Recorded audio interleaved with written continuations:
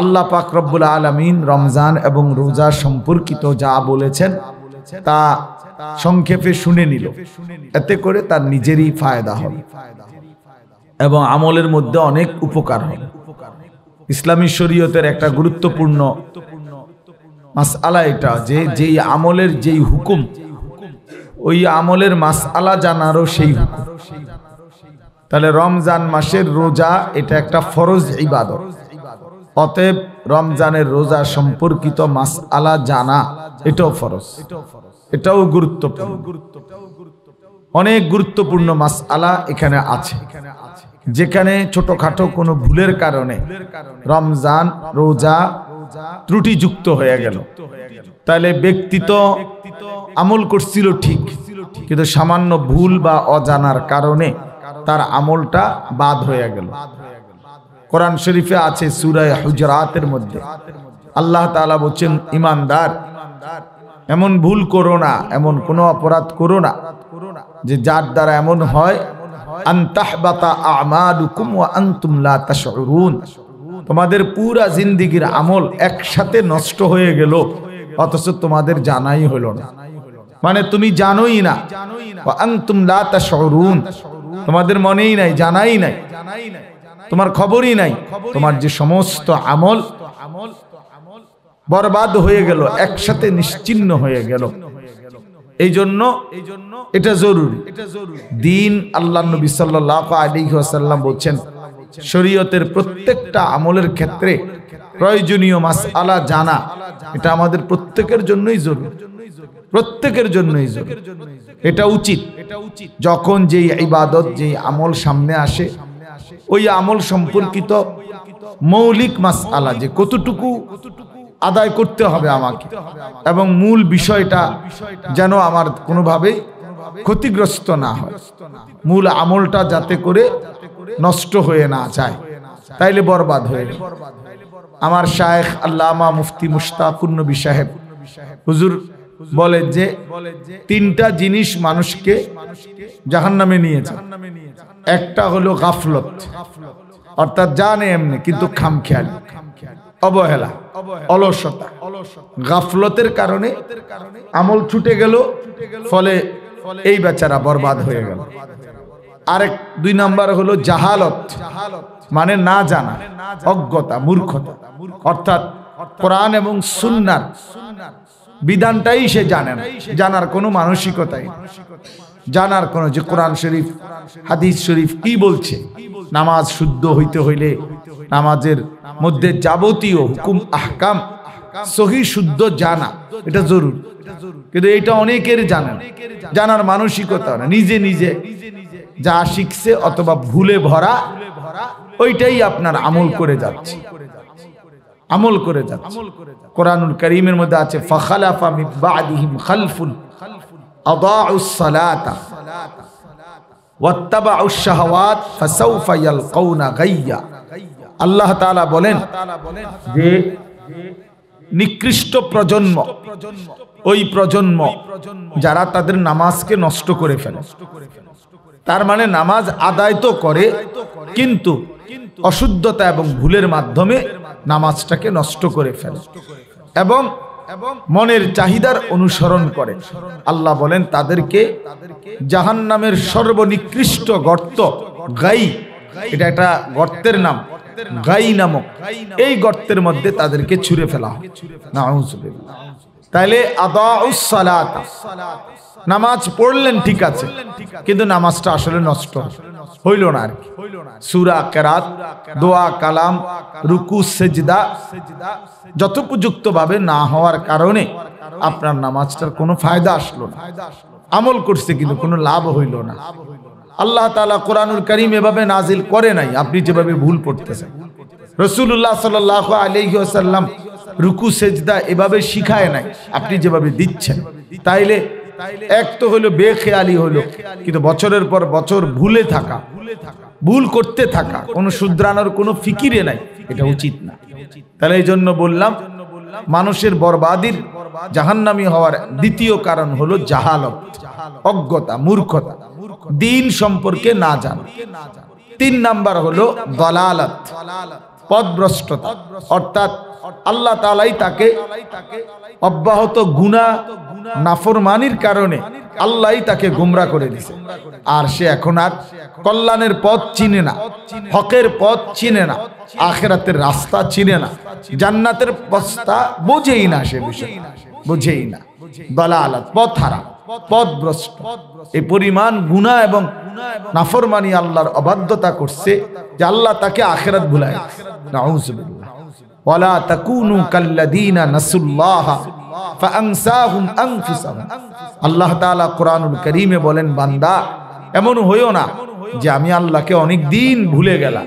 বেশি ভুলে গেলে একদিন আমি তোমাকে তোমার পরিচয় ভুলায় দেব।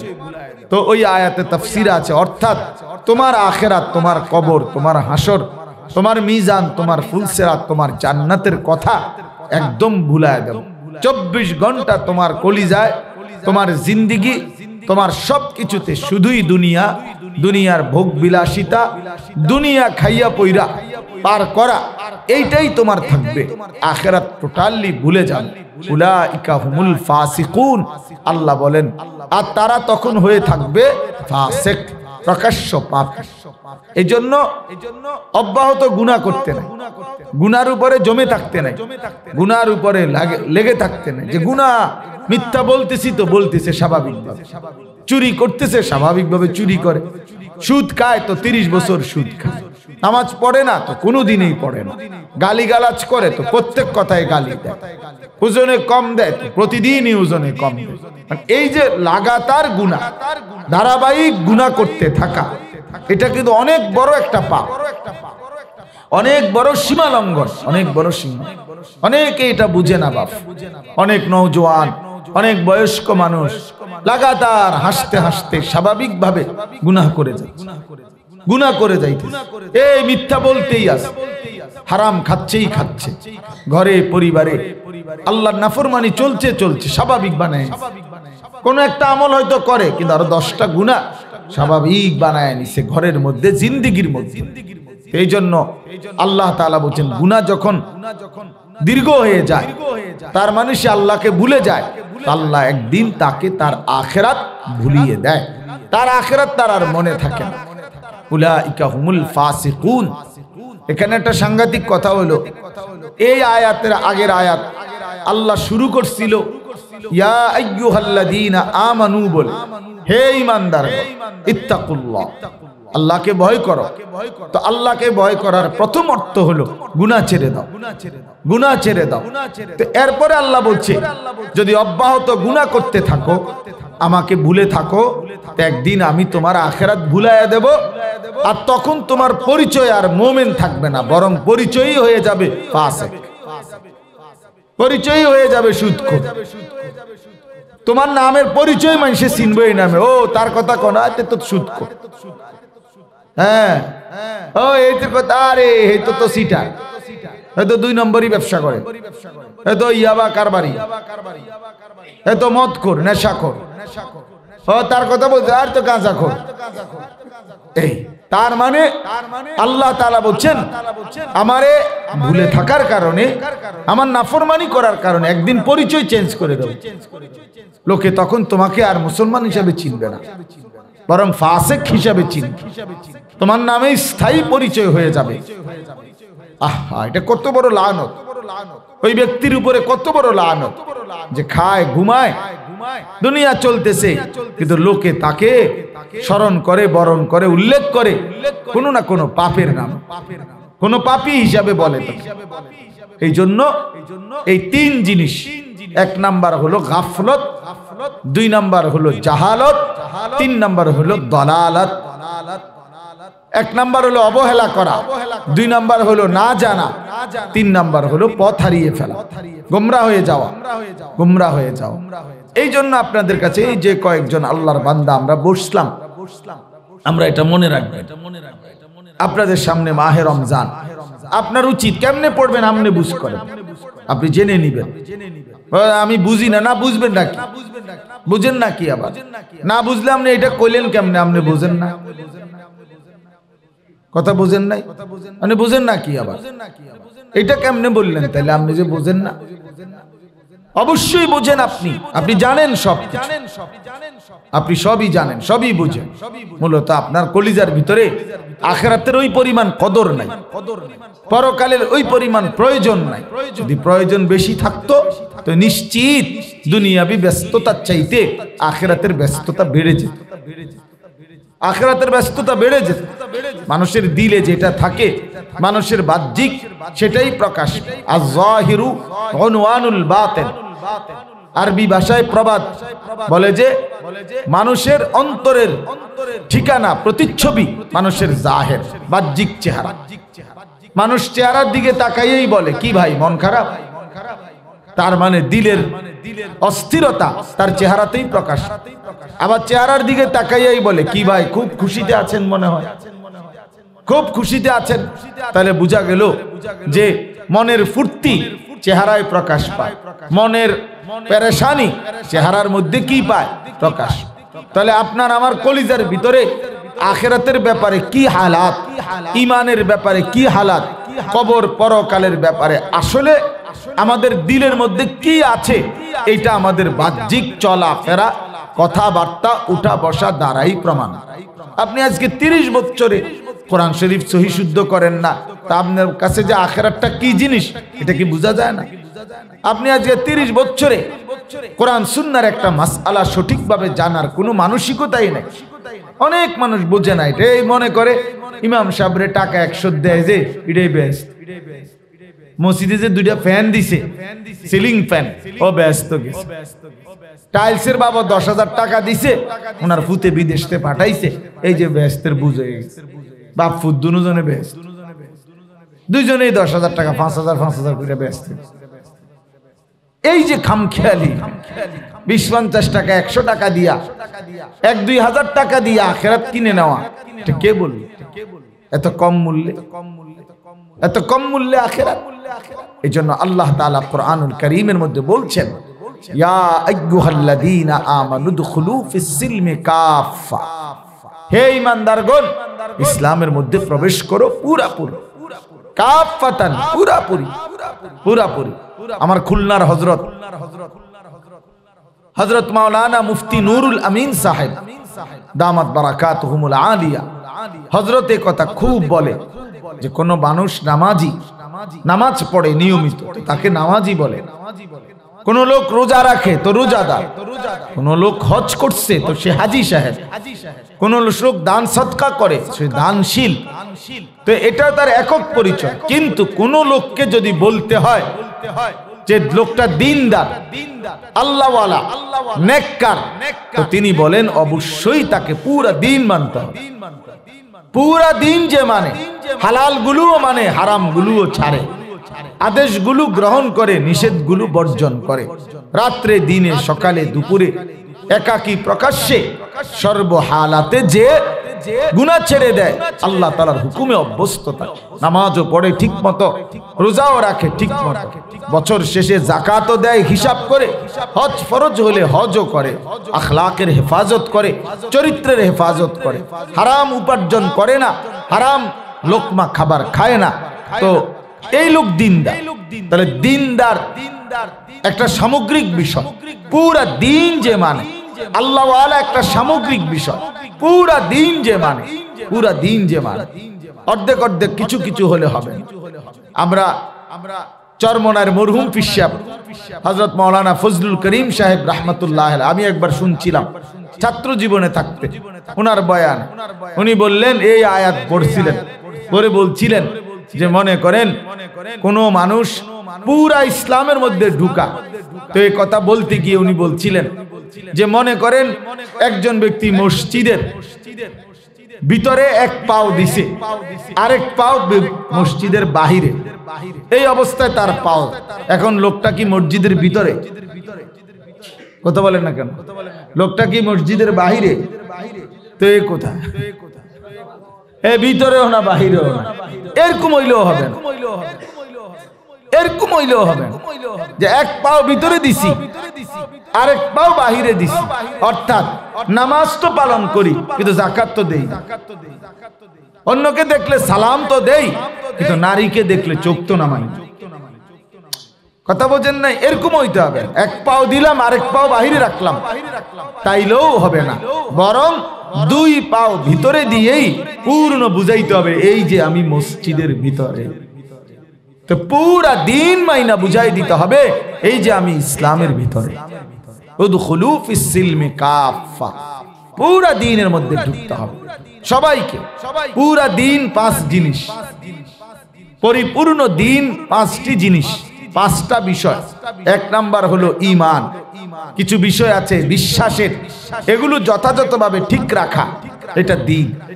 দুই নাম্বার হলো ইবাদাত, কিছু বিষয় আছে আমল, আমলের বিষয়, এগুলো সবগুলো গ্রহণ করা, এটা পুরা দিন।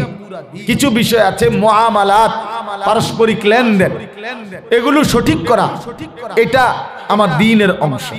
চার নাম্বার হলো মুআশারাত, সমাজের প্রত্যেকের সাথে আমার আচরণ, মা বাবা, আত্মীয় স্বজন, স্ত্রী সন্তান, গ্রাম প্রতিবেশী, পাড়া মহল্লাবাসী, সবার সাথে, পথিক মুসাফির, কার সাথে আমার কি আচরণ হবে, এই আচরণ ঠিক রাখা, সুন্দর করা, দিন মোতাবেক করা, এটা আমার দ্বীনের অংশ। পাঁচ নাম্বার হলো আখলাক, আমার ব্যক্তি চরিত্র। প্রত্যেক মানুষের কিছু মন্দ স্বভাব আছে, এই মন্দ স্বভাবগুলো দূর করা এবং উত্তম স্বভাবগুলো নিজের মধ্যে আনয়ন করা, উত্তম আখলাক, এই পাঁচটা ঠিক করা, এটাকে বলা হয় দ্বীনদার। এইটাকে বলা হয় উদখুলু ফিস সিলমি কাফা, পুরা ইসলামে ঢুকা। এইটাকেই বলা হয় পরিপূর্ণ দ্বীন, পরিপূর্ণ ইসলাম। রাসূলুল্লাহ সাল্লাল্লাহু আলাইহি সাল্লামের 23 বছরের পূর্ণাঙ্গ মেহনত। এজন্য আপনি জান্নাতে তো মামুলিও মনে করেন, আখিরাতে তো মামুলি না, আখিরাতে তো মামুলি না। আখিরাত জান্নাত এত সহজ না। জান্নাত আমরা কি ভাবছি, মানে আমরা এতটুকু, অনেকে, আমার কাছে মনে হয় অনেকে মনে করে জান্নাত মানে দুইটা রুম আর একটা বারিন্দা, দুইটা রুম আর একটা বারিন্দা, মনে দূরে কয় জান্নাত। আর এটা কি, আর রুম দুইটা আর বারিন্দা লইয়া সর্বোচ্চ 3000 টাকা ভাড়া, 3000 টাকা ভাড়া। তো এইটা এরকম মনে করছে জান্নাত কি দুইটা রুম আর একটা বারান্দা? তাইলে এই জন্য খামখেয়ালি না করা, খামখেয়ালি না করা। এই জন্য বাপ, এক তো হইল আমি নিজের মতো চললাম, আরেক হইল না আমার আখিরাত দরকার, আমার পরকাল দরকার। তাইলে আরো যত্নবান হইতে হবে, আরো যত্নবান হইতে হবে, আমাকেও আপনাকেও। দ্বীনকে আরো মানতে হবে, ইসলাম গ্রহণ করতে হবে। আল্লাহ তাআলা কোরআনুল কারীমের মধ্যে এই কথা বলছেন, আফাতুমিনুনা বিবাদিল কিতাব ওয়া তাকফুরুনা বিবাদ। আল্লাহ তাআলা বলেন এটা তোমাদের কেমন আচরণ আমার বান্দা, যে তোমরা আমার কোরআনের কিছু অংশ তো মেনে নিলা, আবার কিছু অংশ ত্যাগ করলা। নামাজের হুকুম এটা মেনে নিলা যারা নামাজ পড়ো, তো হালাল উপার্জন, বাজার ব্যবসায় হালাল রোজগার, এটা কেন প্রত্যাখ্যান করলা, এটা কেন প্রত্যাখ্যান করলা? তো আল্লাহ তাআলা বলেন এটা তো ঠিক হলো না, এটা তো ঠিক হলো না। বান্দা পুরা দিন মানে, যেই সাহাবীর কারণে এই আয়াত নাজিল হয়েছে, ওই সাহাবীর নাম হলো হযরত আব্দুল্লাহ ইবনে সালাম রাদিয়াল্লাহু তাআলা আনহু। উনি ছিলেন ইহুদিদের বড় পণ্ডিত মদিনায়। তো ইহুদি ধর্মের মধ্যে উটের গোশত খাওয়া হারাম। উনি মুসলমান হওয়ার পরে তো উটের গোশত তো ইসলাম ধর্মে হালাল। তখন উনি সাহাবায়ে কেরামের সাথে এরকম উট রান্না করছে, তো ওনারে বলছে খাইতে। তখন উনি বলছে যে ভাই আমি শতভাগ জায়েজ মনে করি, হালাল এটা নিঃসন্দেহে, আমি মুসলমান, কিন্তু আমি দীর্ঘদিন যাবত ছোট্টবেলা থেকে কোনোদিন উটের গোশত না খাওয়ার কারণে আমার কেমন জানি একটু অস্বস্তি লাগতেছে, আমি না খাই, এতটুকুই বলছে। হারাম বলে নাই, না জায়েজও বলে নাই, শুধু খাইতে চাচ্ছিলেন না। দীর্ঘদিনের কারণে উনি হঠাৎ করে খাইতে চাচ্ছিলেন না, এর দূরে বলছে। কোরআনুল কারীমের আয়াত নাজিল হয়েছে, মহান আল্লাহ পাক রব্বুল আলামিন বলছেন, ইয়া আইয়ুহাল্লাযীনা আমানু উদখুলু ফিস সিলমি কাফা, পুরা ইসলামে ঢোকো, পুরা পুরা। তার মানে আমি এটা বিশ্বাস করি যে এটা হালাল, এর দূর বললে হবে না, খাইয়া প্রমাণ করে দাও। খাইয়া প্রমাণ করো। মুখে বললে হবে না, মুখে বলবে, মুখে বললাম আমি প্রিয় নবী সাল্লাল্লাহু আলাইহি সাল্লামকে মানি, মুখে বললাম আমি মুহাম্মদ সাল্লাল্লাহু আলাইহি ওয়াসাল্লাম নবী পাকের উম্মত, তাকে আমি খুব ভালোবাসি, তিনি সর্বশ্রেষ্ঠ নবী, তিনি বিশ্ব নবী, ইত্যাদি ইত্যাদি অনেক কিছু বললাম, কিন্তু জিন্দেগীর মধ্যে সুন্নাত কোথায়? জিন্দেগীর মধ্যে সুন্নাত কোথায়? জীবনের মধ্যে সুন্নত কই? রাসূলুল্লাহ সাল্লাল্লাহু আলাইহি ওয়াসাল্লামের তরিকা কোথায়? এই জন্য দয়া করে এটা বুঝতে শিখেন, আমিও আপনিও, আমরা প্রত্যেকের, এই আপনারা একজনই বুঝেন, আমার কোনো অসুবিধা নাই, কিন্তু একজনও বুঝে নেন যে আমাকে পুরা দিন মানতে হবে। জান্নাত মামুলি না, অনেক দামি নিয়ামত, সর্বশ্রেষ্ঠ নিয়ামত জান্নাত। আল্লাহ তাআলা কোরআনুল কারীমের মধ্যে কোথাও বলছে ফাউজান আযীমা, কোথাও বলছে আজরান আযীমা। সব জায়গায় জান্নাতের কথা বলতে গিয়ে আল্লাহ বলছে আযীম, জান্নাত সর্বশ্রেষ্ঠ, অনেক বড় পুরস্কার, অনেক বড় বিনিময়। আযীম বলছে জান্নাতের ব্যাপারে। আল্লাহ তাআলা আরশকে বলছে আরশে আযীম, কোরআনকে বলছে কোরআনুন আযীম, আমাদের নবীর জিন্দেগিকে বলছে লা আলা ওয়া ইন্নাকা লা আলা খুলুকিন আযীম। জান্নাতের পুরস্কারকে আল্লাহ তাআলা বলছে আজরে আযীম, ফাউজে আযীম, শ্রেষ্ঠতম পুরস্কার আযীম। আমরা তাফসীরের মধ্যে পড়ছি যে আল্লাহ যে বলছেন আরশে আযীম, আল্লাহর আরশ কত বড়, এটার একটা উদাহরণ দিছেন যে আল্লাহ পাকের আরশ, আল্লাহ তাআলার কুদরতি সিংহাসন, সেটা কত বড়। আল্লাহর আরশের নিচে আল্লাহ পাকের আরেকটা জিনিস আছে, সেটা হলো কুরসি। কুরসি আল্লাহ তাআলার কুদরতি চেয়ার, যেখান এই কুরসি, তো তাফসীরের মধ্যে লিখছে এই 7 আসমান, কোরআনে আছে 7 আসমানের উপর থেকে 7 তবক জমিনের নিচ পর্যন্ত পুরাটা আল্লাহর মাখলুকাত বেষ্টন করে আছে আল্লাহর কুরসি। ওয়াসিআ কুরসিয়ুহুস সামাওয়াতি ওয়াল আরদ, আয়াতুল কুরসি যেটা রেখো। তো 7 আসমানের ঊর্ধ্ব থেকে 7 তবক জমিনের নিচ পর্যন্ত এই পুরাটা সৃষ্টি নিয়ে আল্লাহর চেয়ার, কুদরতি চেয়ার। এখন আল্লাহর আরশ কত বড়, তো বলছে তাফসীরে এই আল্লাহর এই কুরসিটা, যেটা 7 আসমান থেকে 7 তবক জমিন পর্যন্ত আল্লাহর পুরা সৃষ্টিটার সমপরিমাণ কুরসি, সেই কুরসিটা যদি আল্লাহ তাআলার আরশের মধ্যে নিয়ে রাখে, আল্লাহর আরশের উপরে নিয়ে রাখে, তো এটা মনে হবে একটা বিশাল মরুভূমির মধ্যে একটা পয়সা রাখা, একটা বিশাল মরুভূমি, তার মধ্যে যেন একটা পয়সা রাখছে। এখন বলেন আরশ কত বড়, আরশ কত বড়, তাই কুরসি এত বড়, সেই কুরসিটা আল্লাহর আরশের সামনে কিছুই না, তা আরশ কত বড়। এই জন্য আযীম, অনেক বড়, কেবল আরশে আযীম। আল্লাহ তাআলা বলছেন, নিজের ব্যাপারে বলছেন আল্লাহ তাআলা নিজে, সুবহান রাব্বিয়াল আযীম, আল্লাহ আযীম, ওয়া হুয়াল আলিয়্যুল আযীম। তাই জন্য জান্নাত আযীম, আজরান আযীমা, ফাউজান আযীমা, অনেক বড়, অনেক বড়, অনেক বড়। ওয়া ইযা রাআইতা সাম্মা রাআইতা নাঈমান ওয়া মুলকান কাবীরা। আল্লাহ বলছে আমার বান্দা যখন জান্নাত দেখবে তো বারবার দেখবে, বারবার দেখবে, বারবার দেখবে, বারবার, আরে ঘুরে ঘুরে দেখবে আর বলবে কুরসি কি, আরে ফ্যান কেমনে এত সুন্দর, লাইট কেমনে এত সুন্দর, গাছ কেমনে এত সুন্দর, ঘুরে ঘুরে দেখবে আর বুঝবে আল্লাহ তাকে নিয়ামতে ভরা মুলকে কবির, এক বিশাল বড় সাম্রাজ্য, পুরা ময়নামতি ইউনিয়ন সমান দান করছে। ময়নামতি ইউনিয়ন সমান, ময়নামতি ইউনিয়ন এটা কিছু, তো সবচেয়ে ছোট্ট জান্নাত, সর্বশেষ ব্যক্তিকে যে জান্নাত দেয়া হবে, আর দুনিয়া ও আশারাতু আমসালিহা, 10 দুনিয়া বরাবর। এই শব্দের 2 অর্থ, এক অর্থ হলো 10 দুনিয়া বরাবর, আরেক অর্থ হলো 11 দুনিয়া বরাবর। আর দুনিয়া তো আমসালিহা, একটা দুনিয়া আরো সম পরিমাণ 10টা, তাইলে 11টা হইল না, আপনি 10টাই অক না।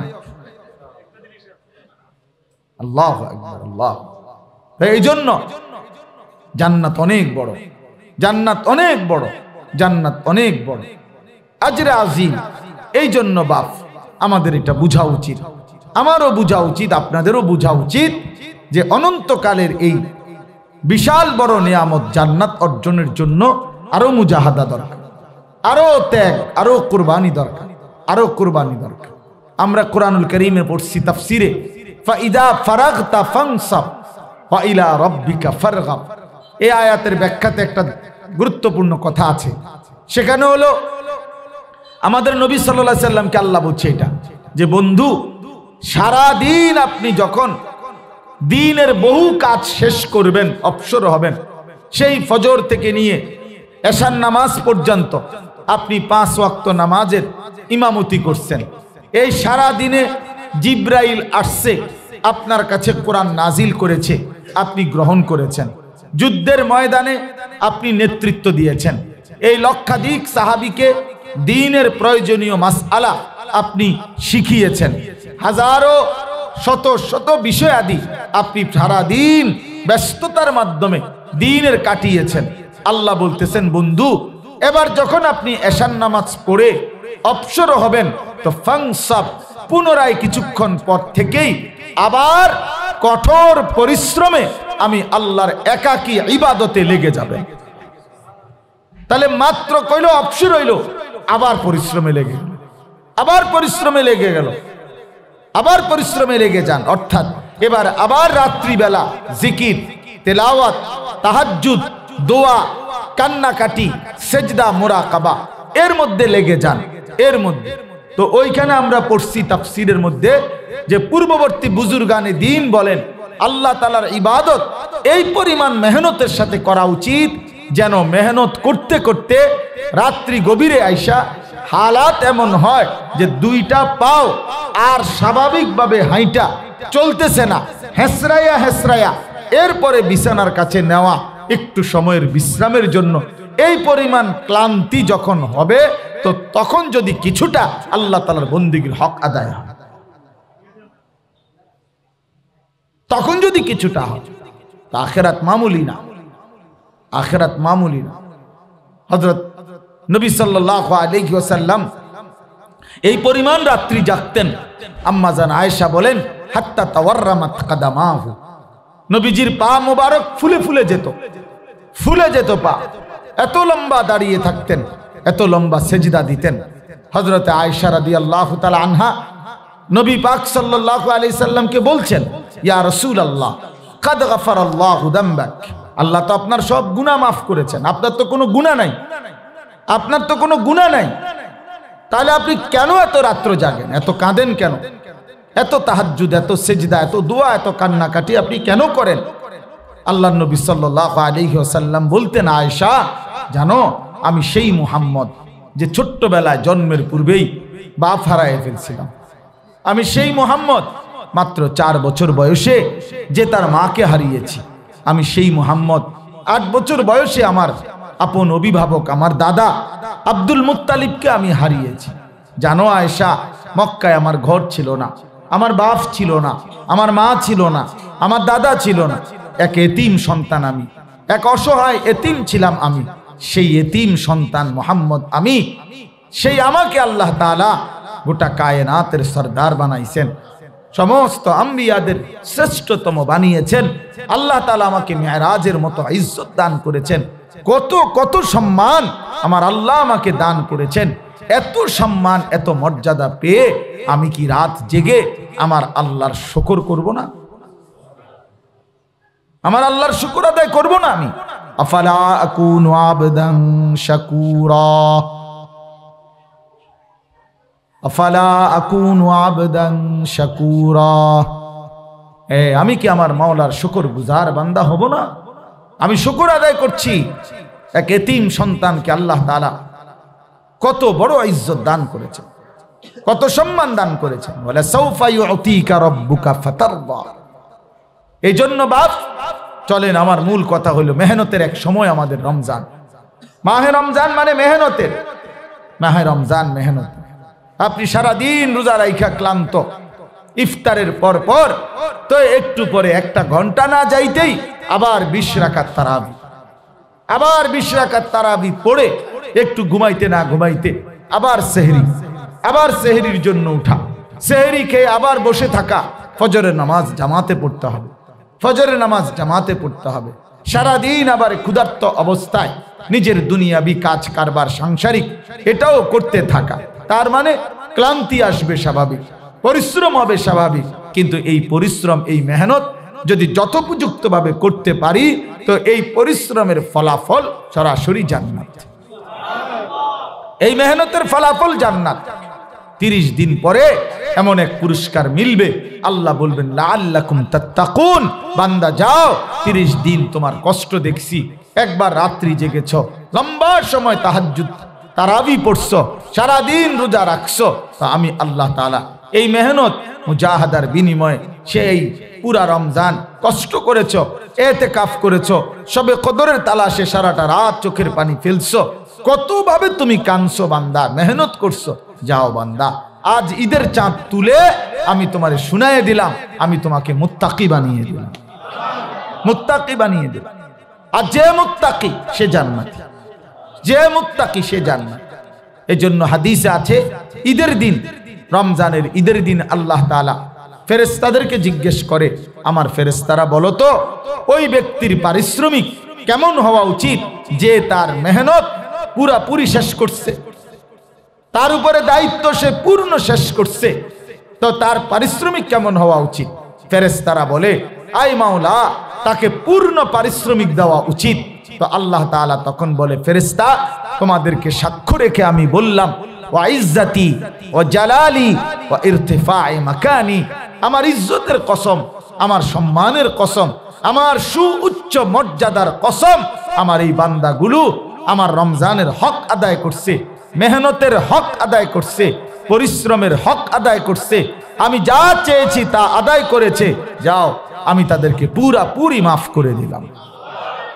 তো ফেরেশতারা তখন ঈদগাহের আল্লাহর নেক বান্দাদেরকে ডেকে বলে যে, হে আল্লাহর বান্দারা, ইয়া আইয়ুহান নাস, হে লোক সকল শোনো, ইন্নাল্লাহা কাদ গাফারা লাকুম, আল্লাহ তোমাদেরকে পুরা মাফ করে দিয়েছে। ফারজিউ রাশিদিনা ইলা রিহালিকুম, তোমরা খুশি খুশি চিত্তে তোমাদের ঘরে ফিরে যাও, ঘরে। এজন্য বাপ আমি সবসময় বলি এ কথা, আরে ঈদ তো মুমিনের জন্য, ঈদ তো রোজাদারের জন্য, ঈদ তো গুনাহ থেকে একটা মাস রমজানে যে বিরত রয়েছে তার জন্য, ঈদ তো তাহাজ্জুদ পড়েছে যে তার জন্য, ঈদ তো 5 ওয়াক্ত নামাজ রমজানে জামাতের সাথে পড়ছে যে তার জন্য, ঈদ তো 20 রাকাত পূর্ণ তারাবি পুরা রমজান যে আদায় করেছে তার জন্য, ঈদ তো ইফতার সাহারিতে দোয়া কান্নাকাটি করছে যে তার জন্য। এই বেহায়া বেপর্দা এই অসভ্য নারী যেগুলা বাজারে বাজারে ঘুরে, মার্কেটে মার্কেটে ঘুরে, এসব অসভ্যদের জন্য কোনো ঈদ বলতে কিচ্ছু নাই। এটা তোদের আবার ঈদ কি? তোদের ঈদ কি বেশরম? তোদের আবার কিসের ঈদ? ঈদ তোদের বাপের ঈদ কি মার্কেটওয়ালার? জুতার দোকানদারি নিয়ে ঈদ দিছে, টেলিভিশনের নর্তকী নিয়ে ঈদ দিছে। ঈদ মানে জুতা, ঈদ মানে নতুন জুতা, ঈদ মানে নতুন কাপড়, ঈদ মানে নতুন শাড়ি, ঈদ মানে নতুন গহনা এড দেয়, ঈদ মানে নতুন জুতা। অর্থাৎ ঈদ মানে আমনের মতো নাফরমান রে পুরান জুতা দিয়া ফিরতো না, নতুন জুতা দিয়া ফিরবে। পুরান জুতা মানে একটু লুজ হইয়া গেছে, এটা ফিরতে গেলে এবার সিরা ফিরা যায়, এই জন্য নতুন জুতা একটু শক্ত, ফিরতে সুবিধা হইবে, আপনার ইচ্ছা মতো পেড়ন যাবে যাতে করে। এই জন্য নাফরমানের আবার ঈদ কিসে? নাফরমানের আবার ঈদ কিসে? হারাম করে আবার ঈদ কিসে? সারা মাস সুদের ব্যবসা করছে, তোর আবার ঈদ কিসের ব্যথা তোর? হ্যাঁ নাফরমান, তোমার আবার ঈদ? বাটপার সিটারের আবার ঈদ? ঈদ তো আল্লাহর দেওয়া, আল্লাহ তাআলার দেওয়া। কোরআনুল কারীমের মধ্যে বলছে, আল্লাহর নবী সাল্লাল্লাহু আলাইহি ওয়াসাল্লাম হাদিসে বলছে, ইন্নাল্লাহা কাদ আবদালাকুম, আল্লাহ তাআলা তোমাদেরকে তোমাদের নিজস্ব খেয়াল খুশির আনন্দ ফুর্তির বিপরীতে আল্লাহ তোমাদেরকে পরিবর্তে 2টা ঈদ দিবেন। তো এটা আল্লাহ দিবেন, ইন্নাল্লাহা কাদ আবদালাকুম, আল্লাহ দিয়েছেন। আল্লাহ কোন নাফরমানকে দিবেন এটা? কোন পাপীর জন্য দিবেন এটা? কোন বেহায়া বেপর্দা বেশরম নারীর জন্য? কোন সুদখোর হারামখোরের জন্য? হ্যাঁ, সামনে ঈদ, এই জন্য বকশিস আরো বাড়ায় দিছে। সামনে ঈদ, এজন্য ঘুষের টাকা আরো বাড়ায় দিছে। ঈদের অনেক খরচ। ঈদের খরচ কি আবার? সেমাই কি এক বালতি খায়নি বেটা? হ্যাঁ, কথা বলে। আশ্চর্য নাফরমান, আশ্চর্য নাফর। সবকিছুতে আল্লাহর দেওয়া ইবাদত।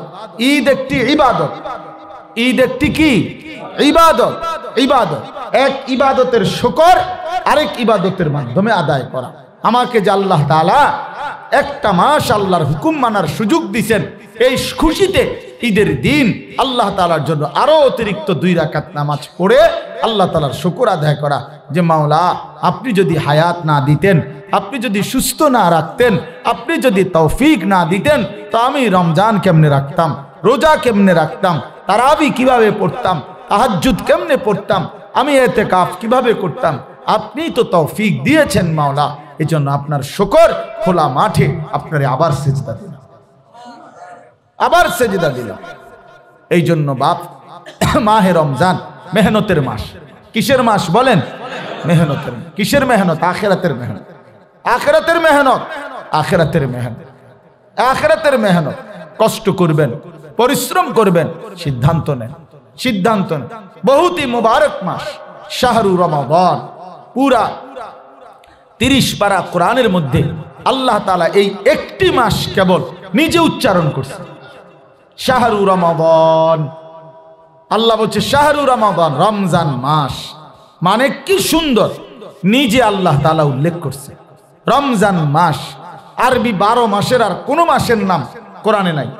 মুহররম, সফর, রবিউল আউয়াল, রবিউল সানি, জামাদিউল উলা, জামাদিউল সানি, এরপরে রজব, শাবান, রমাদান, শাওয়াল, জিলকাদা, জিলহজ্জা, কোন মাসের নাম নাই, শুধু রমজান। আল্লাহ নিজে বলছেন শাহরু রমাদান, রমজান মাস, রমজান মাস। এটা আল্লাহর জবানে উচ্চারিত হয়েছে, এটাই তো আমাদের জন্য খুশির ব্যাপার। এবার নবীজির জবানে উচ্চারিত হয়েছে, আমাদের নবীও উচ্চারণ করছে, ইজা দাখালা রমাদান, ইজা জাআ রমাদান। নবীজি বলেন ইজা দাখালা রমাদান, শোনো যখনই রমজান আসে, ফুতিহাত। আমি বুঝলাম না আমরা ছেলেগুলো কথা বলে কেন? আমরা ওইখানে কোনো উস্তাদ নাই? আমাদের মাদ্রাসার শিক্ষকরা ছুটিতে গেছে নাকি?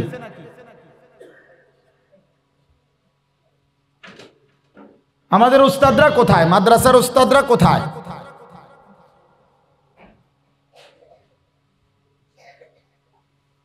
সবাই আজকে সারাদিন পরিশ্রম করছে। বাস্তবতা হলো সারাদিন আমাদের লম্বা প্রোগ্রাম গেছে, প্রায় 400-500-র উপরে ছেলে, কিশোর, নওজোয়ান, যুবক আসছে। ওস্তাদরা খুব দৌড়াদৌড়ি করছে, সবাই ক্লান্ত। তো এখন বলেন যে ক্লান্তের সাথে কিছুটা মেহনত করতে বলেন।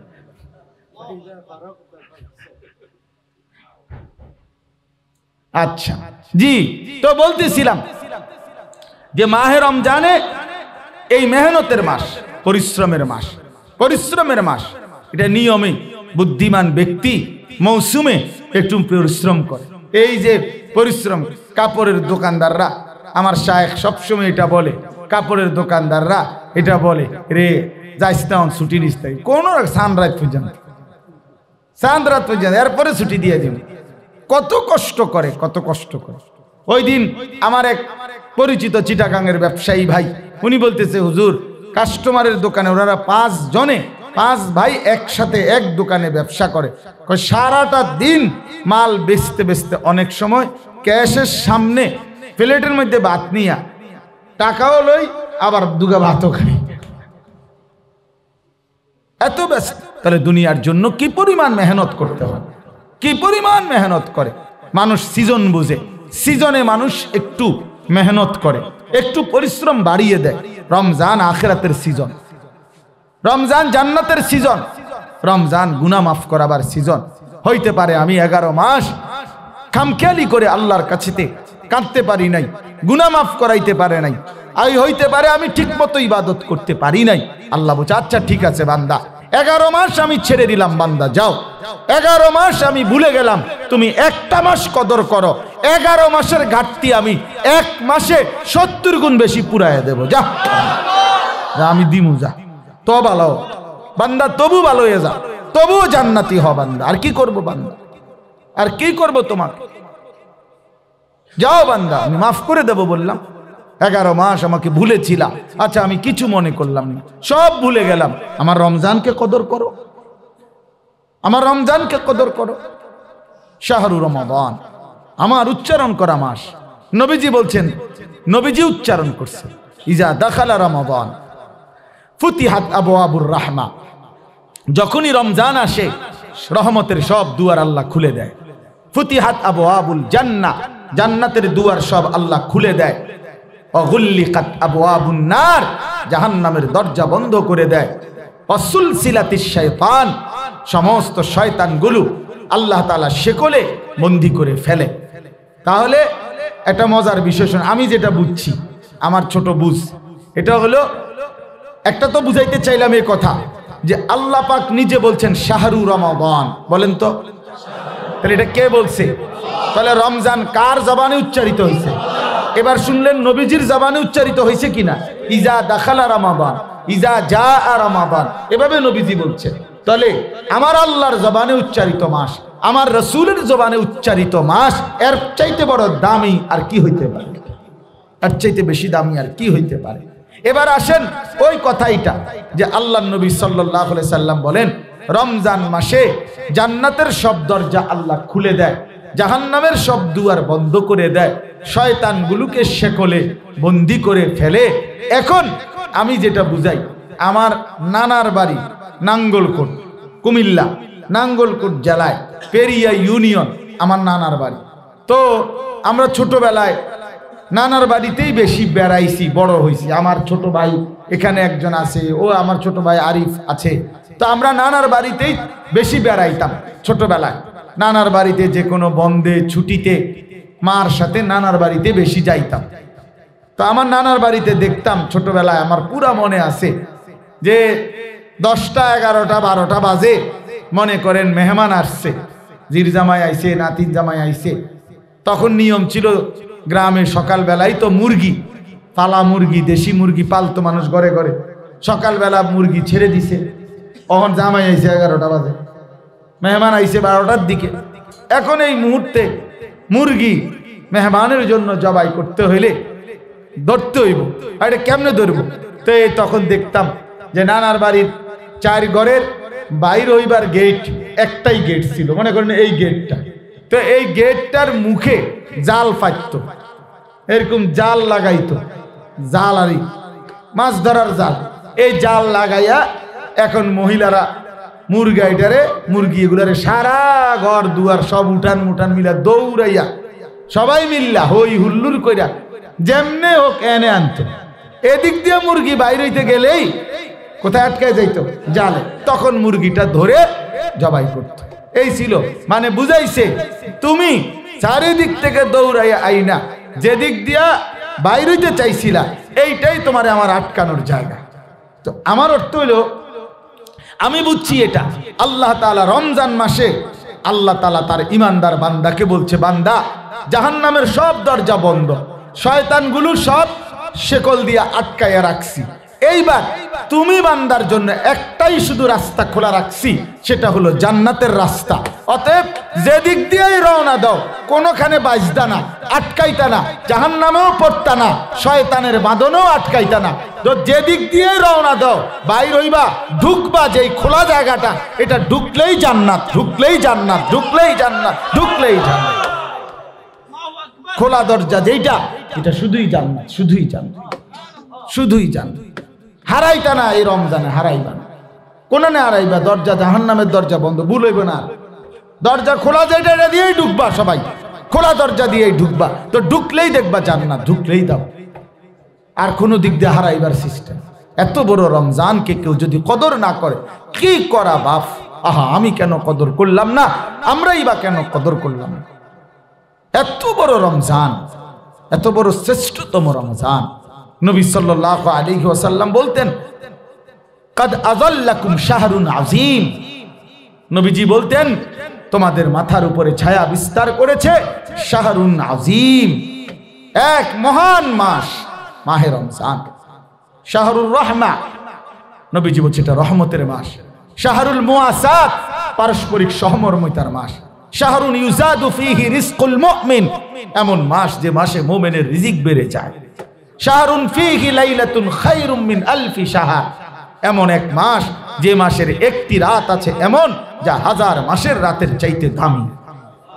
দামি। নবী সাল্লাল্লাহু আলাইহি সাল্লাম বলেন, মান হারুমা খায়রাহা ফাকাদ হারুমাল খায়রা কুল্লা। আল্লাহর নবী বলেন, হায় উম্মত, শবে কদর রমজানের এই রাত যে বঞ্চিত হলো সে তো সমস্ত কল্যাণ থেকেই বঞ্চিত হলো। ওই তো আর কিছুই পাইল না। আসলে শবে কদরই পাইলি না বেটা, জীবনে পাইলি কি? রমজানকে কদর করতে পারলি না মুসলমান, কদর করলি কি? কদর করলা কি? কদর করলা কি? কদর করলা 50 বছর 60 বছর কোন জীবনে 10টা দিন আল্লাহর ঘর মসজিদে এতেকাফ করবে এই সুযোগ হয় না। আহ, কেমন দুনিয়া উনি সাজাইয়া লাইছে, কি দুনিয়া ওনারে পাইয়া লাইছে। আয় হায়, সকালে বাজার করে রাত্র হইতে হইতে তরকারি শেষ হয়ে যায়, সকালে পরের দিন আবার বাজার করে। তো কি হইল? কি হইল? দুনিয়া এত যত্ন করে খাট পালং সোফা ফার্নিচারের মধ্যে বার্নিশ করিয়া ঘরে রাখে, 1-1.5 বছর না যাইতেই আবার নতুন করে বার্নিশের দরকার হইয়া পড়ে। তো কি হইল আর দুনিয়া? এত সুন্দর প্লাস্টিকের দরজা লাগাইছে বাথরুমে, 3 মাস না জাগাইতে চিৎকারি নাই, মাইজগান দিয়া ছিদ্র ফাইটটা পড়ে রয়েছে। কি ভাই এন্দিয়া নাই গাইতে ফোলানি ভাঙ্গা রয়েছে। হ্যাঁ, আমরার মাদ্রাসার দরজা বা প্লাস্টিকের দরজা বদলাইতে বদলাইতে শেষ, এখন স্টিলের দরজা লাগাইছি। এরপরে নিয়ত আছে পাথর দিয়া দরজা বানানো, যাতে ইসরাফিল ফু দিলে আর যদি ভাঙে। এই ছাড়া আমি আর কোন উপায় দেখি। ফোলাইনে পাথরের টা ভাঙ্গে লাগবো ইনশাআল্লাহ। এরা বাচ্চা মানুষ না, এরা উড়াই লাগবে সব কিছু। তাহলে এই জন্য বললাম দুনিয়া ধোকা, দুনিয়া ধোকা। এই মাত্র গুছাইলো, আবার একটু পরে আবার যেইসে, আবার যেইসে, আবার যেইসে। এই জন্য চলেন, আমরা লম্বা করতে চাই না। আমরা সোজা কথা, এই মুহূর্তে মোমেনের আলোচনা, মোমেনের জল্পনা, মোমেনের কল্পনা, মোমেনের আবেগ, মোমেনের অনুভূতি শুধুই রমজান। কি বলেন না? শুধুই রমজান, শুধুই রমজান, শুধুই রমজান, শুধুই রমজান। আমার শায়েখ আল্লামা মুফতি মুশতাকুন নবী সাহেব হুজুর বলে যে গুনে গুনে বলেন, গুনে গুনে বলেন, গুনে গুনে বলেন। 8 তারিখ চলে গেছে, এই মাসের আর 20 দিন, আর মার্চের 1ম তারিখ বা 2য় তারিখ হইতে পারে রোজা। তো ধরেন একদিন আরো বাড়ায় ধরলাম, 21 দিন। তাহলে আর মাত্র 21 দিন, সামনে আছে রমজানের শুভ দিন। আর মাত্র কয় দিন? আর মাত্র 21 দিন রহমতের শুভ দিন। আর মাত্র 21 দিন মাগফিরাতের শুভ দিন। আর মাত্র 21 দিন নাজাতের শুভ দিন। আর মাত্র 21 দিন ইতিকাফের শুভ দিন। আর মাত্র 21 দিন শবে কদরের শুভ দিন। অপেক্ষা, মুমিন মজা করা উচিত যে আল্লাহ মানে আমারে হায়াত দেন মাওলা, আমি বন্দিগি করবো, আপনারে নারাজ করব না। আপনি আমারে রমজান সামনে রাইখা কবরে নিয়েন না মাওলা। এত কাছে আইনা আমার জিন্দিগির হায়াতের তরি ডুবাইয়া দিয়েন না মাওলা, আমার জিন্দিগির তরি ডুবাইয়া দিয়েন না। আমারে রমজান পর্যন্ত পৌঁছায়, আমারে রমজান দেখায়, আমারে রমজান দেখায়। নবী সাল্লাল্লাহু আলাইহি সাল্লাম কোন ব্যাপারে বাঁচতে চান নাই দুনিয়া, কিন্তু রমজানের জন্য বাঁচতে চাইছেন। আর কয়টা দিন হায়াত চাইছে, মাওলা আমি আর 2টা মাস মরছি না জন, আর এই 2টা মাসে আমারে মরণ দিয়েন না। আমারে রমজান দেখাইয়া যা করেন করেন, আমারে রমজান দেখাইয়া। হ্যাঁ, রমজান পর্যন্ত ওয়াবাল্লিগনা রমাদান, আল্লাহুম্মা বারিক লানা ফি রাজাব ওয়া শাবান, আমারে রমজান পর্যন্ত পৌঁছিয়ে দেন। এজন্য আমরা দোয়া করব তো ইনশাআল্লাহ। আমাদের ছাত্র যারা, তোমরাও দোয়া করো বাপ, তোমরাও দোয়া। রমজান বহুতই দাম, রমজান বহুতই দাম। তো আচ্ছা বলেন তো, কয়টা ছাগলে একটা গরু হয়? বলেন না কেন? খোরশেদ ভাই কর না কেন? কয়টা ছাগল একত্র করলে একটা গরু হয়? হ্যাঁ, আপনি মহিউদ্দিন ভাই জিগান, হে কো হয়নি? ছাগল একত্র করলে না, কিন্তু রমজানে ছাগল গরু হয়। জানেন, রমজান মাসে ছাগল কি হয়ে যায়? গরু হয়ে যায়। অন্য মাসে হয় না, রমজানে হয়। মানে কি? আচ্ছা এবার আপনি এটা থুন, কয়টা নফল একত্র করলে একটা ফরজের সমান?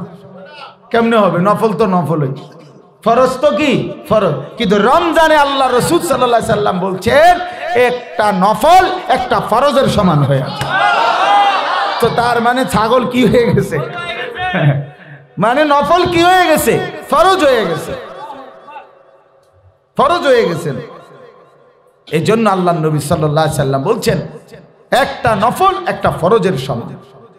হ্যাঁ, একটা ফরজ কানা কামান আদ্দা ৭০ ফরিদাতান ফিমা সিওয়াহু, অন্য সময়ের ৭০টা ফরজের সমান।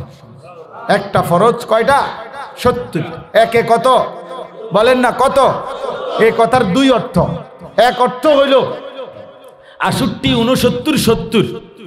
এই ৭০ যেটা, এটা একটা, একে ৭০। আর একটা হলো একে অগণিত। একে কি? অগণিত। অগণিত ৭০ শব্দটি আরবি ভাষায় অগণিত, হিসাব ছাড়া বুঝাইবার জন্য ব্যবহৃত হয়। এই ৭০ বাংলা ভাষায় যেমন ১০০, এই শব্দটি অগণিত বুঝাইবার জন্য ব্যবহৃত হয় বাংলা ভাষা। যেমন বাংলা ভাষায় আমরা কথার প্রসঙ্গে বলি যে তুমি আমারে ১০০ বার বললেও আমি তোমার কথা শুনতাম না। তার মানে কি? ১০১ বার বললে শুনবে, এটা নিয়ে বুঝাইতে চাইছে। তোর মতো বেটা ১০০ জন আইলে তো বেটা আমারে কিচ্ছু করতে পারতি না বেটা আন। তার মানে কি? আমারে কিছু করতে হইলে ১০১ জন আনতে হবে, এটা নিয়ে বুঝাইতে চাইতেছে।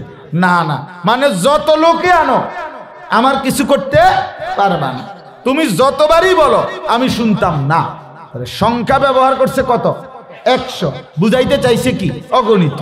বুঝাইতে চাইছে কি? তোমার ১৪ গোষ্ঠীও তো আমার কিছু করতে পারত না। তার মানে কি? আমার কিছু করতে হইলে ১৫ গোষ্ঠী লাগবে। আমরা বাংলা ভাষায় বলি কি না কথা, যে তোমার ১৪ গোষ্ঠীও তো বেটা আমার কিছু করতে পারতি না বেটা। কথা কস বেটা, চেনো তুই আগাবি না বেটা, আমি পিছিয়ে যাবো, তুই আগা বেটা, তুই শুধু আগাইলেই তো আমি পিছিয়ে যাবো বেটা, তুই আমার কি করবি? আমি দৌড় দিয়ে এলাম না, দৌড় দিয়ে এলে কি করবো বেটা? বেটা তো দৌড়ে দিয়ে লাইছি সাহসের কারণে, ওটা তো কোন ইচ্ছা দিছে দৌড়। তার মানে ১৪ গোষ্ঠীও কিছু করতে পারবে না। তার মানে কি? ১৫ গোষ্ঠী আসলে পারবে, এটা না, অগণিত। সংখ্যা ১৪ বুঝাইছে কি? আচ্ছা, কোরআনুল কারীমের মধ্যে আছে আল্লাহ তাআলা আমাদের নবী সাল্লাল্লাহু আলাইহি সাল্লাম, নবীজির জামানায় মদিনার সবচেয়ে বড় মুনাফিক সর্দার যে ছিল আব্দুল্লাহ ইবনে উবাই ইবনে সালুল। আব্দুল্লাহ ইবনে উবাই সে ছিল মুনাফিক। এই মুনাফিক সর্দার আপনার তার ছেলে, ওনার ছেলে রাসূলুল্লাহ সাল্লাল্লাহু আলাইহি সাল্লামের পাক্কা খাঁটি সাহাবী ছিল। ওই মুনাফিকের ছেলে, ওনার নাম আব্দুল্লাহ। আব্দুল্লাহ ইবনে আব্দুল্লাহ মানে বাপ পুতের একই নাম। আরব দেশে এই প্রচলন ব্যাপক আছে, বাপ পুতের একই নাম। মোহাম্মদ ইবনে, আবার ৪ ফুতের এক নাম মোহাম্মদ, ৪ জনের নামই মোহাম্মদ। মোহাম্মদ আল আউয়াল, মোহাম্মদ আর সানি, মোহাম্মদ আর সালেস, মোহাম্মদ আর রাবি। প্রথম মোহাম্মদ, দ্বিতীয় মোহাম্মদ, তৃতীয় মোহাম্মদ, চতুর্থ মোহাম্মদ। এইভাবে আরব মোহাম্মদ সাল্লাল্লাহু আলাইহি সাল্লাম নবীজির এই পবিত্র নামকে এত মোহাব্বত করে। এমনি তো মানুষ আরবে ডাক দিলে, হ্যাঁ এইভাবে ডাক, আমরা কই না এই ভাই, তো আরব বলে মোহাম্মদ তাআল না, এই ডাকেই মোহাম্মদ কই। মানে কারো নাম না জানলে তারে ডাকে দেয় কি বলে? মোহাম্মদ, মোহাম্মদ। তো এই সাহাবী আব্দুল্লাহ, এই আব্দুল্লাহ নামের ওনার ছেলে সাহাবী। তো এই আব্দুল্লাহ ইবনে উবাই যে মুনাফিক সর্দার, নবীজির সবচেয়ে বেশি মদিনার পুরাটা সময় নবী সাল্লাল্লাহু আলাইহি সাল্লামকে বিরোধিতা করছে। এবং কোরআন শরীফে আছে এই আব্দুল্লাহ ইবনে উবাই তার মুনাফিকদেরকে বলছিল লা ইউখরিজান্নাল আ'আজ্জু মিনহাল আযাল, আমরা সম্মানী আমরা, আর মুহাম্মদ এবং তার অনুসারীরা হলো নিকৃষ্ট, তারারে আমরা সম্মানিতরা এই নিকৃষ্টদেরকে বের করে দেব। কোরআন শরীফে সূরা মুনাফিকুন এর ব্যাপারে নাজিল হয়েছে, আব্দুল্লাহ ইবনে উবাইয়ের ব্যাপারে। তো এই আব্দুল্লাহ ইবনে উবাই মারা গেছে। এখন নবী সাল্লাল্লাহু আলাইহি সাল্লামের ওই সাহাবী, ওর ছেলে, উনি আয়েশা বলছে ইয়া রাসূলুল্লাহ, আমার আব্বা জান, আমিও জানতাম মুনাফিক, কিন্তু মুখে তো কালেমা পড়তো, আপনি কি তার জানাজা পড়বেন? তার জন্য একটু দোয়া করবেন। আল্লাহ নবী সাল্লাল্লাহু আলাইহি সাল্লাম নিজের সাহাবীর মহব্বতের কারণে আবেগে গেছেন, জানাজা পড়তে গেছেন। জানাজা পড়াইয়া আল্লাহ নবী হাত তুলছেন দোয়া করতে, দোয়া করতে। ওই হের ইস্তিগফার, তার জন্য মাফ চাইতেছিল। আল্লাহ তাআলা তখন কোরআন শরীফ নাজিল করে আল্লাহ তাআলা বলছেন, সাবধান, কি করলেন বন্ধু? তখন আল্লাহ তাআলা বলছেন, ইন তাস্তাগফির লাহুম 70 মাররাতান ফালান ইয়াগফিরাল্লাহু, নাকি ফালান ইয়াগফিরাল্লাহু লাহুম। এই সহজে আপনারা বুঝবেন। আল্লাহ বলছে, হে নবী বন্ধু, আপনি যদি 70 বার, 70 মানে 70, 70 মানে কত? আপনি যদি এই মুনাফিকের জন্য আমি আল্লাহর কাছে একবার না 70 বারও যদি আপনি মাফ চান, আমি পরিষ্কার বলে দিলাম মাফ করব না। একেবারে দৈন্তান নয়, কেন না? মাফ করব না, মাফ করব না। এখন কি বুঝাইতে চাইছে আপনারা? কোন বুঝছেননি কথাটা? মানে এখন কি বলতে চাইছে? যে আপনি যদি তারে মাফ নাওয়াইতে হয় 71 বার কইতে হইব নাকি? 71 বার বললে আমি মাফ করে দেব, এটা নিয়ে বুঝাইছে এখানে? না, সব তাফসীরে এটাই আছে। অর্থাৎ আল্লাহ বুঝাইতে চাইছে, আপনি যাকে যতবারই বলেন, যতবারই ইস্তিগফার করেন, আমি মাফ করব, আমি মাফ করব না বন্ধু। তাইলে সংখ্যা ব্যবহার করছে কত? 70, কিন্তু বুঝাইছে কত? এই জন্য মাহে রমজানে প্রতিটা আমলের নেকি অগণিত, অগণিত নেকি, অগণিত নেকি। এই জন্য বাপ, চলেন আমরা হিম্মতের সাথে মাহে রমজান মেহনত করব ইনশাআল্লাহ। মাহে রমজান দেখেন, শেষ কথা হলো, যেই কোম্পানি অথবা পাকা ব্যবসায়ী সে সিজন উপলক্ষে অতিরিক্ত মাল উঠায়, এই মুহূর্তে কাপড় ব্যবসায়ীরা আরো অতিরিক্ত 30 লাখ টাকার মাল উঠাইছে, আরো অতিরিক্ত 50 লাখ টাকার মাল উঠাইছে। কারণ তাদের এখন কাপড় বেচার মৌসুম, কাপড় বেচার সিজন। মহান আল্লাহ পাক, মহান আল্লাহ পাক রব্বুল আলামিন বলতেছে, বান্দা, রমজান আমার বান্দাকে মাফ করার সিজন। রমজান আমার কোটি কোটি বান্দাকে, লাখ লাখ বান্দাকে জান্নাত দেওয়ার সিজন। আমি এই মাসে জান্নাত বেশি দেই, এই মাসে আমি জাহান্নাম থেকে মুক্তি বেশি দেই। এই জন্য ওয়ালিল্লাহি উতাকাউ মিনান নার, আমি আল্লাহ তাআলা জাহান্নাম থেকে মুক্তি দিতে থাকি এই মাসে। তো যেহেতু আমার এখন আখিরাতের সিজন, আমার জান্নাত দেওয়ার সিজন, জাহান্নাম থেকে বাঁচার সিজন, বাঁচানোর, এই জন্য আল্লাহ তাআলাও রমজান মাসে অতিরিক্ত ইবাদত আগের ইবাদতের সাথে আরো যোগ করে, আরো মাল উড়ায়, আরো ইবাদত দিছে আল্লাহ তাআলা। এই জন্য রমজানে আল্লাহ তাআলা আরো অতিরিক্ত আমাদের জন্য ইবাদত দিছেন। কি কি? মোটা দাগে যেমন 1 নাম্বার, এই 1 মাসের রোজা, এটা নতুন অতিরিক্ত ইবাদত সারা মাসের চাইতে।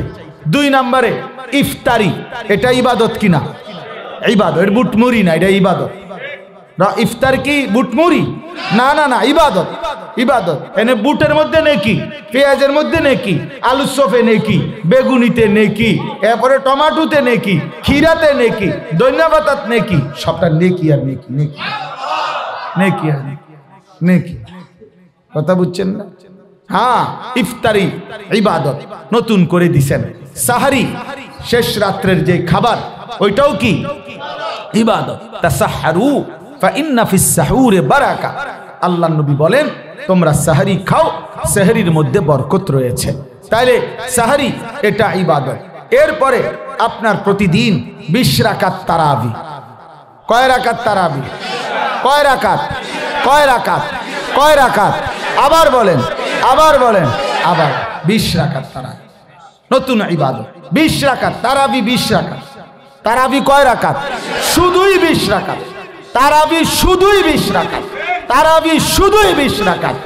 8 রাকাত বলতে কোনো তারাবি নাই বেটা, 8 রাকাত বলতে তারাবি নাই, এটা নাই।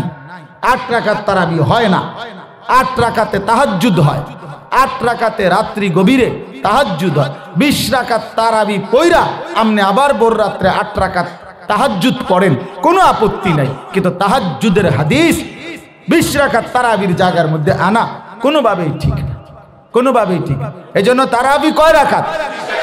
একটা মজার কথা বুঝেন, রমজানের হিসাব আল্লাহ রমজানে ক্লিয়ার করে।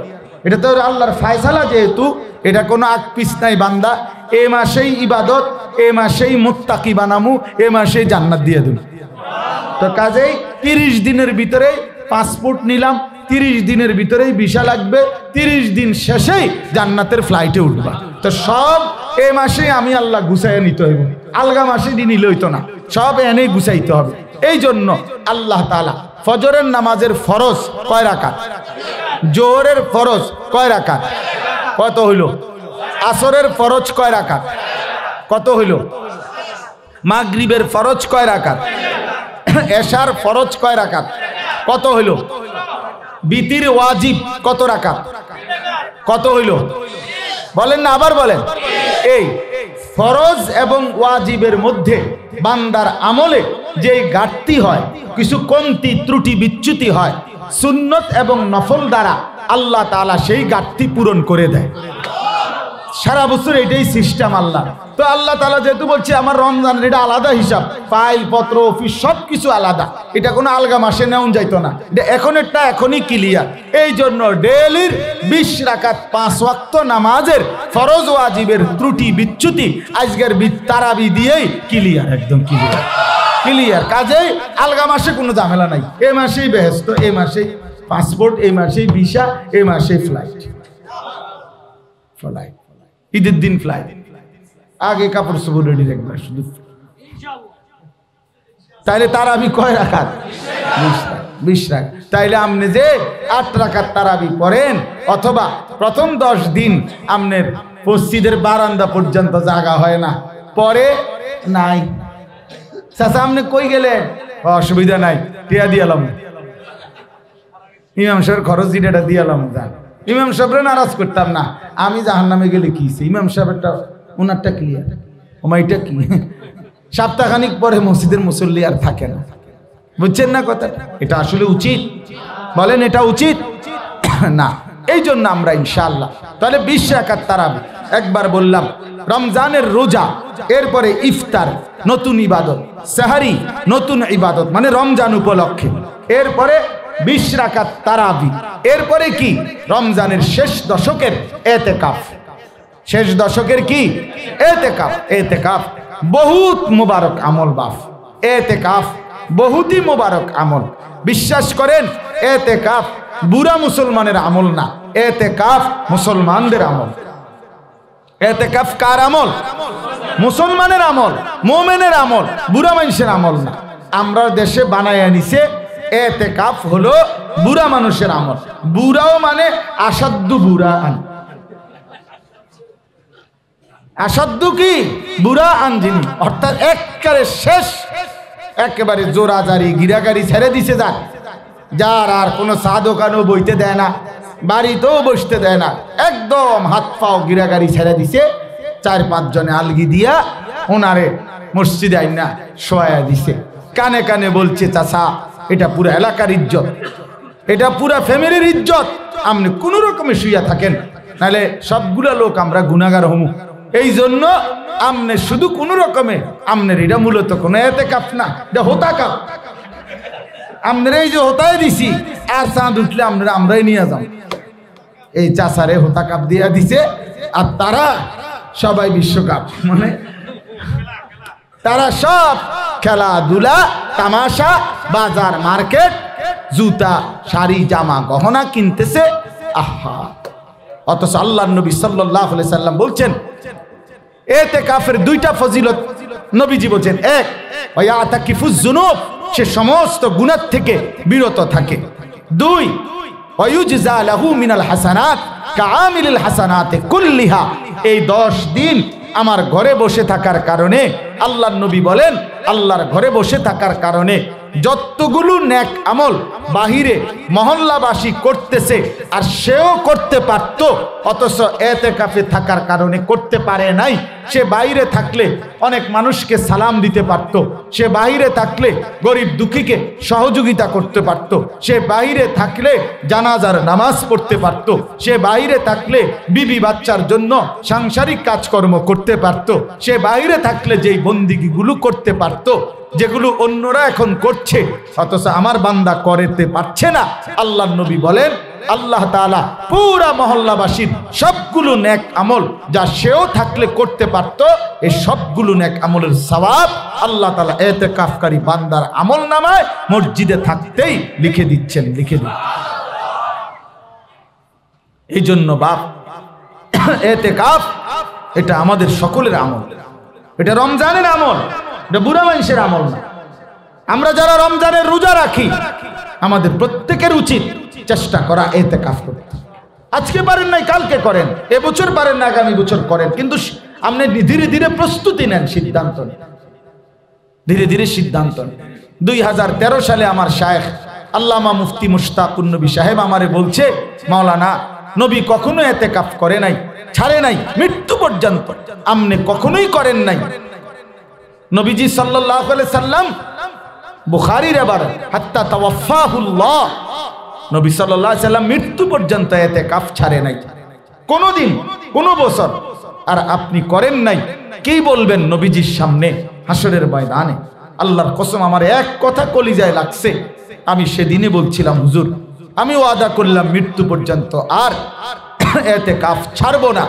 আলহামদুলিল্লাহ 2013 সাল থেকে 2024 আর ইতিকাফ ছুটে নাই, আলহামদুলিল্লাহ। এখনো তো আমার সবাই জানে যে আমার শেষ দশকে ইতিকাফ সহজ বিষয়, সহজ বিষয়। আমার কাজের সিস্টেম এরকম, কাজের গুছানোই এমনটা। ইতিকাফ লাস্টের রমজান, শেষ দশক। এই জন্য বাপ আপনাদেরকে অনুরোধ করছি, এই যারা প্রত্যেকে আপনি সুযোগ, হুজুর আমার সুযোগ হলে আমি আপনার ইতিকাফে বসবো না, না আপনার সুযোগ আপনি বাহির করবেন, আপনার সুযোগ আপনি বাহির করবেন, সুযোগ আপনি বাহির করবেন, সুযোগ আপনার মামুর বাড়ির থেকে নিয়ে আসবে, সুযোগ আখিরাতের জন্য আপনি সুযোগ বের করবেন, নেকির জন্য সুযোগ বের করবেন। বলেন ইনশাআল্লাহ, বলেন ইনশাআল্লাহ। এটা জরুরি, এটা উচিত, এটা উচিত। ইতিকাফ অনেকে পণ্ডিতি করে না, আমি ব্যস্ত মানুষ হুজুর, আমরা 10 দিন মসজিদে বইয়া থাকলে সংসার দুনিয়া সব আন্ধার হয়ে যাব। না, প্রতিদিন তো আমনের কারণে না আলো ওঠে। আরে বাপরে, আমনের মতো অপদার্থের কারণে না পৃথিবীতে সূর্য না। আপনি একটা কামলা হইছেন, আপনি একটা কামলা হইছেন, আর বাকি মানুষ আমরা যারা মসজিদে ইতিকাফ করে বাকিরা সব আকামলা। তাইলে এটা ধোঁকা, এটা নফসের ধোঁকা, এটা শয়তানের ধোঁকা। এই জন্য আমি অনুরোধ করছি আমরা প্রত্যেকে এই বছর চেষ্টা করেন, নিয়ত করেন, প্রস্তুতি নেন, শেষ দশকের ইতিকাফ করবেন। আলহামদুলিল্লাহ আমাদের শায়েখ আল্লামা মুফতি মুশতাকুন নবী কাসিমি হযরতের মাদ্রাসায় সুধন্যপুরে গত বছরও আমরা প্রায় 1300-র উপরে সাথী এক মসজিদ 5 তালা ইতিকাফ করছি। এক মসজিদে 1300 লোক ইতিকাফ, 1300। মানুষে ইতিকাফের লাগে 5000 টাকা দিয়েও লোক পায় না। হ্যাঁ, কলিজায় নাই, যে কলিজায় যদি থাকতো তো সে তো নিজেই বসতো, সে তো নিজেই বসতো। এই জন্য চলেন, আমার এটা সাফ কথা, এটা কঠিন হইল ইমাম সাহেবকেও বলবেন, মুয়াজ্জিন সাহেবকেও বলবেন, নিজেরাও বসবেন। সবার উচিত, ইমামেরও ইতিকাফে বসা উচিত, মুয়াজ্জিনেরও ইতিকাফে বসা উচিত, খতিব সাহেব যিনি উনারও ইতিকাফে বসা উচিত, বাংলাদেশের শ্রেষ্ঠ বুজুর্গ যিনি উনারও ইতিকাফে বসা উচিত। ইতিকাফ সবার জন্য, সবার জন্য। মহল্লার একজনে বসলেই হয়, 100 জনের মধ্যে আছে, আমিও তো মানি এটা, একজনে বসলে হয়, তো সেই একজন সবসময় আরেকজনে হইতো আমনে কি তা? হ্যাঁ, আজীবন মহল্লার ওই একজন আরেকজনে হইতো কেন? আপনি কি, আপনি মুসলমান না? আপনার আখিরাত লাগে না? এই জন্য চলেন ইনশাআল্লাহ ইতিকাফের জন্য আমরা চেষ্টা করব তো ইনশাআল্লাহ। আল্লাহ তাআলা আমাদেরকে তৌফিক দান করেন, আল্লাহ তাআলা আমাদেরকে কবুল করে নেন। তাহলে মোটামুটি আমি অল্প কয়েকটা কথা বললাম, সব মিলাইয়া কথা হলো আমরা ইনশাআল্লাহ মাহে রমজান আমাদের সামনে, আমরা মেহনতের জন্য প্রস্তুতি নেই। ইনশাআল্লাহ কঠিনভাবে প্রস্তুতি নেব, এখন থেকেই প্রস্তুতি নেই যে আমরা এবারের রমজান কাটাবো আল্লাহর ইবাদতে বন্দিগিতে। গুনাহ ছেড়ে দিয়েন, মিথ্যা হারাম রোজগার ছেড়ে দেন, অবৈধ উপার্জন রমজানে ছেড়ে দিয়েন, এখন থেকেই অভ্যস্ত হন। নিজেদের শেষ আবদার হইল আমার বাবারা ভাইরা, আমার শেষ আবদার, এ যারা বুঝের মানুষ আছেন, আপনাদের স্ত্রী আপনাদের মা বোনদেরকে রমজানে কমপক্ষে বাজারে মার্কেটে শপিং সেন্টারে কেনাকাটা শাড়ি গহনা জুতা ইত্যাদি কেনার জন্য পাঠাইয়েন। আল্লাহর দোহাই বাপ, এটা মুসলমানের সংস্কৃতি না, মুসলমানের সংস্কৃতি না, এটা বেঈমানদের সংস্কৃতি।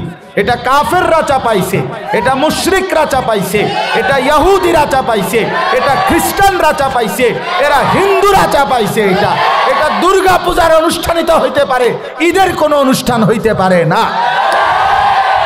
সোজা কথা, সোজা কথা। নতুন জামা, নতুন শাড়ি, নতুন গহনা, নতুন জুতা কিনতে হবে পুরা একটা মাস।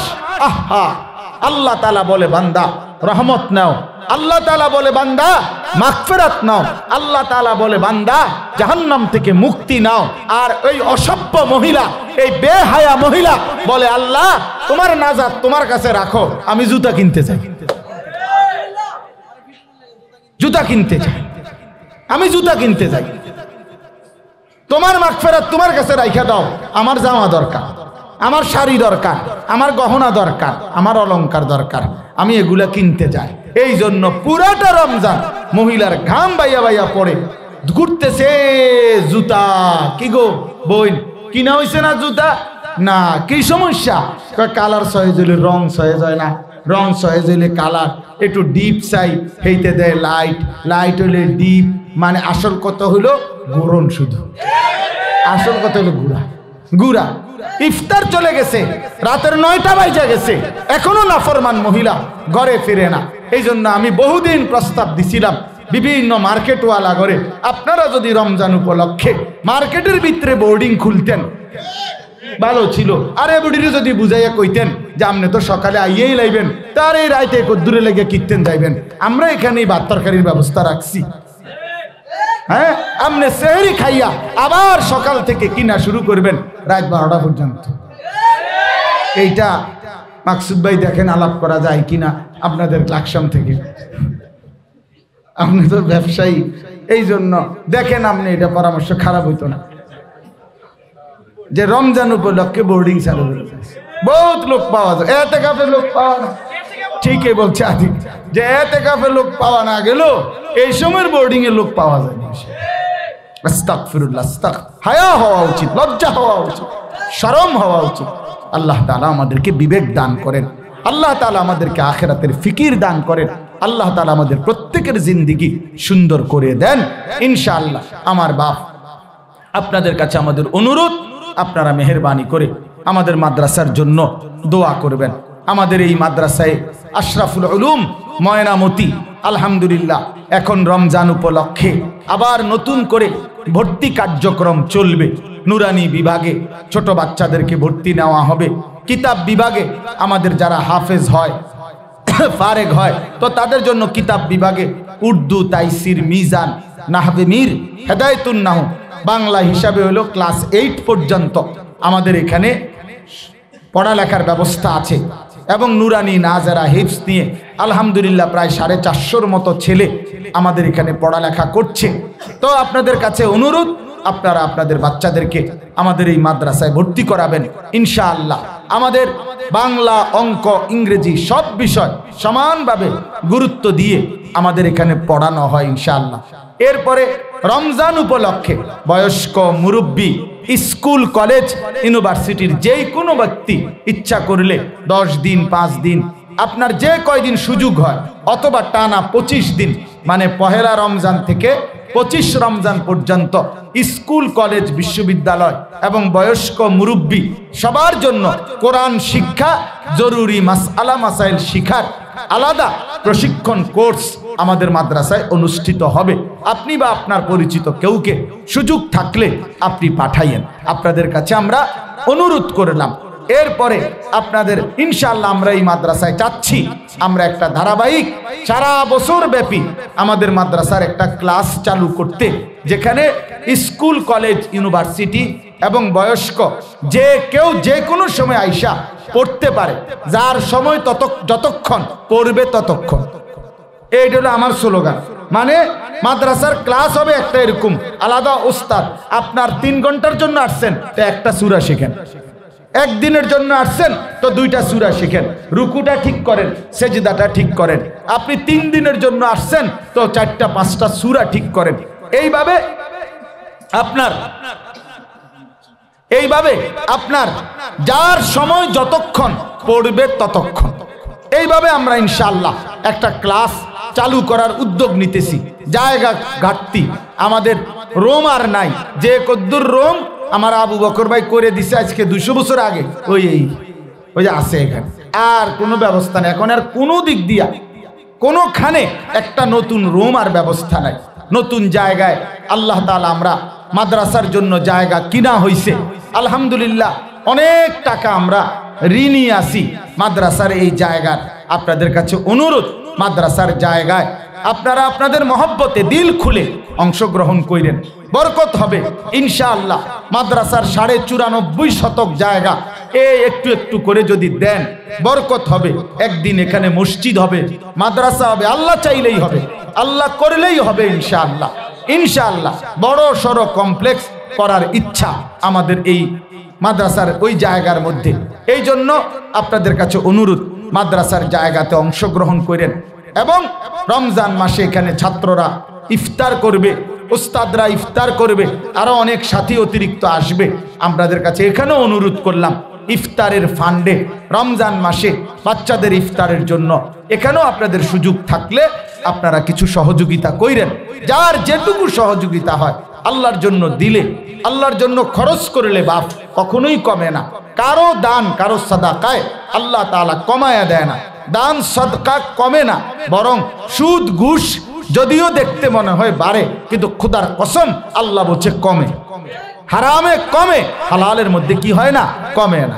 এজন্য আপনারা মাদ্রাসার জমিতে পারলে দান কইরেন এবং রমজানের ইফতারের ফান্ডে সুযোগ থাকলে দান কইরেন। আর আমাদের এই মাদ্রাসায় অনেক ছাত্র আছে, এখানে বড় বড় হাফেজে কোরআন, হাফেজ ছাত্র, উস্তাদ আছে হাফেজ।